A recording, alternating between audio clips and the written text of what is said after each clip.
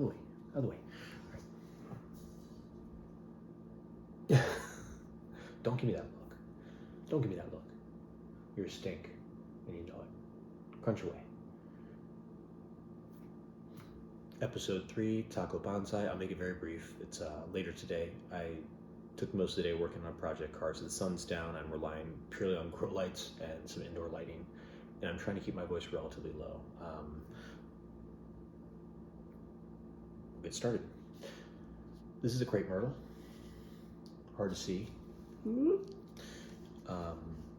was a cutting. I cut it off the top of another crepe myrtle and stuck it in some soil and it grew. I think I do have some issues on this one with scale, just because I've got some honeydew. But I love the way it's growing. It's got a pretty interesting shape to it. It was dormant for several months before I brought it inside. Now it's inside while it's growing, and I'll probably put it back outside again during the spring. But I can't remember what kind because I have several crepe myrtles, but I love it. And I don't know how the roots will look, but since it's a cutting, I'm not worried how the roots look yet, so much as it's got roots, and I'll just continue working with it. Another cutting. This is a fiddle leaf fig, full-size fiddle leaf fig. Leaves, the size of your face. It has been chopped twice. It's been chopped twice. It is a very, very teeny tiny cutting. It's hard to see. Here we go. It is in pure bonsai soil. It has been growing nicely. It uses a lot of water. All these plants are pretty dry right now. I just got home from a long day of working on a project car, so they haven't been watered yet this evening or even misted. But this one's kept its leaves small, which I like. I'm gonna try to continue that trend, keep the leaves small and even maybe minimize them. This one again may have some issues with honeydew and with scale, but it's really hard to tell with this plant. I just got sticky spots on these leaves, so it makes me nervous. This is a cutting off of one of my other fiddle leaf figs that are Ficus lyrata that are not good for bonsai, but this one I'm going to see if I can make it a bonsai from the beginning. I like the shape of the leaf and everything. I know that the Bambino or something like that is a smaller version of it. Didn't find it in time. Don't have enough room for more ficus with large leaves that won't work well. More cuttings. These are cuttings off of my original Poinsettia, and I have them zip tied together. I was told they will not fuse. That's fine. I'm not moving that zip tie until they're much, much larger. It's funny, they had one of these branches was tucked in between here and like pulled through to head this way through these two cuttings here, and it's just pulled its way back out. It's gone through its share of scale. It's had a lot of scale. It's had spider mites. It's had mealies, all during this winter. Of course, they've all just been spreading rampant, but it's been doing okay, and I love the leaves. Again, this is from my original Poinsettia, which I did pull out of the trash. It wasn't anything spectacular, but the base did die, which was sad. So I'm hoping these make it. These are the last 3 bits of that plant, because I made a lot of cuttings, but some of them I just tossed because they weren't successful. They got roots, but they just weren't thriving, and I knew that they wouldn't make it through fall and winter without being a thriving plant. These have been doing good though. Originally these were planted separately. I put them together. So these were white flowers. That's about all. Not white flowers, but the leaves that are around the flower. They were white. That's about all I know about it. It came out of my recycling room with so many mites on it. It was absurd. About a year and a half ago. And it's just never given up. So even if these don't fuse, I like the way they look.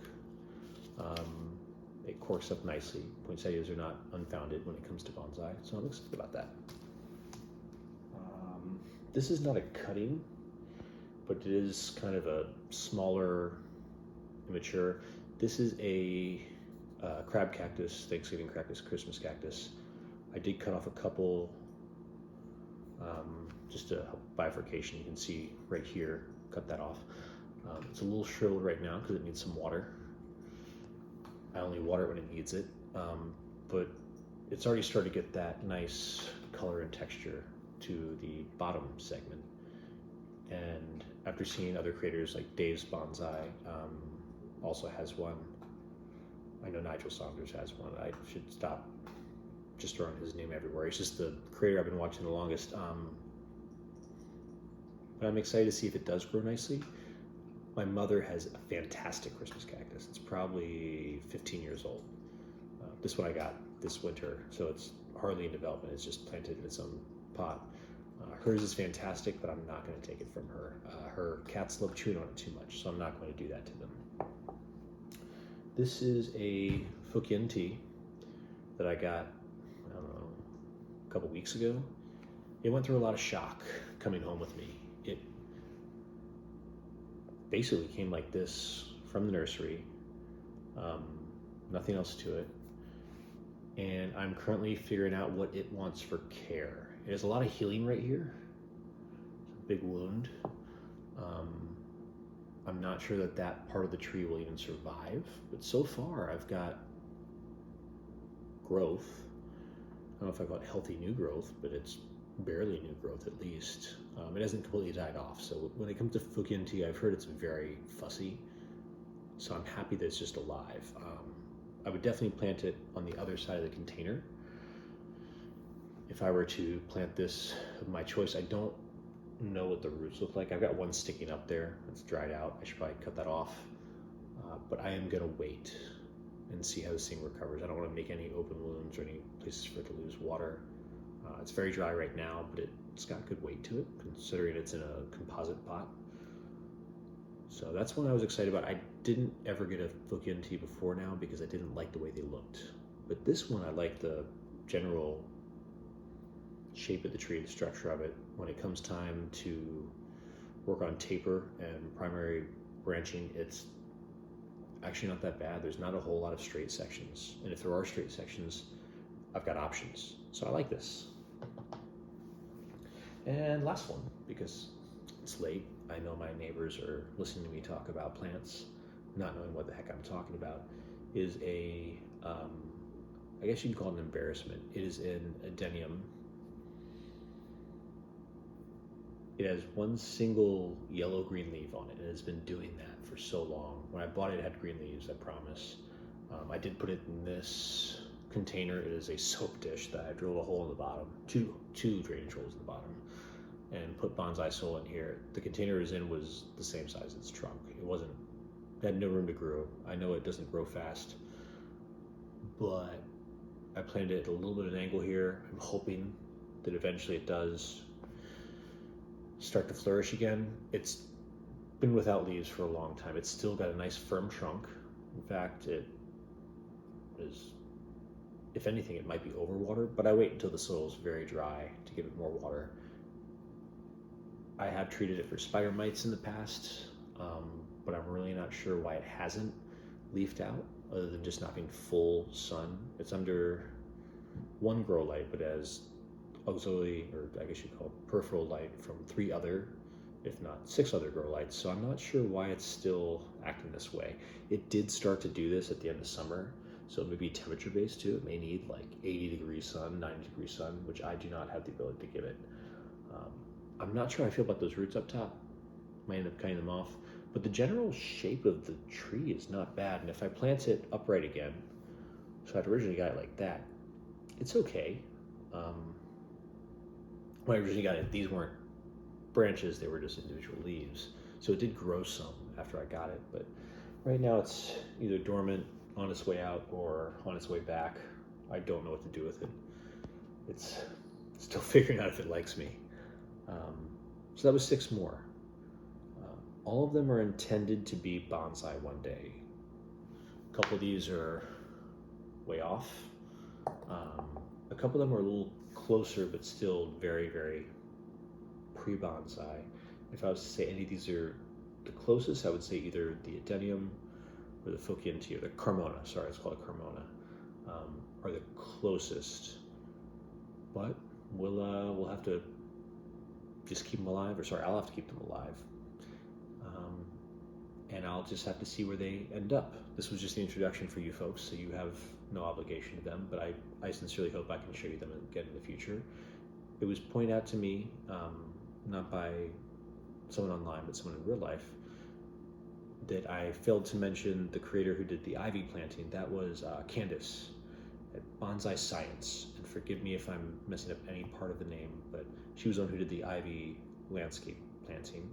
And it was also pointed out to me that with my pomegranate and some of the others, I haven't held them up high enough or haven't held them close enough to the camera. I will show you the pomegranate again in another video, but when I've got better light. Right now it's so dark. It's near midnight where I live, and even the lighting, it may look okay to you, but I can't see anything here, so I may miss pointing things out to you. So I'll retouch on all those things. Of course, I'll have to work on it, at least during the summer. It's got a flower on it, it's starting to flourish. So during the summer when I work on it, of course, I'll be able to show off that pot and revisit some other things that I maybe missed presenting correctly or presenting politely in the case of showing respect to other fellow creators. I follow many creators, and most of them for a very short time, because I haven't been on YouTube looking at bonsai content for very long, aside from one of the most popular stations, Bonsai Zone. So that was my collection for today. Let's see, we were at 17 yesterday, plus the 6 today. So now we're at 23. So 23 have been introduced to you. Not all of them bonsai, but we're getting there. I hope you enjoyed. Please like and subscribe if you enjoyed this content. I will always try to make new content on a regular basis. Again, I can't promise anything, but I hope to be able to give you a better video the next time that I do record, because I hope to have sun and, of course, be a little more collected. I'm exhausted after working underneath of a car. I lit myself on fire a couple times welding because, of course, as fireproof as clothing is, it still can allow things to catch on fire for short periods of time. It goes out quickly. It's not unsafe, but enough heat, most things will ignite. So enough of that. It is time for me to retire to my sleeping quarters, and I hope that you all enjoyed this. Again, like and subscribe. I hope to see you next time. Have a good night.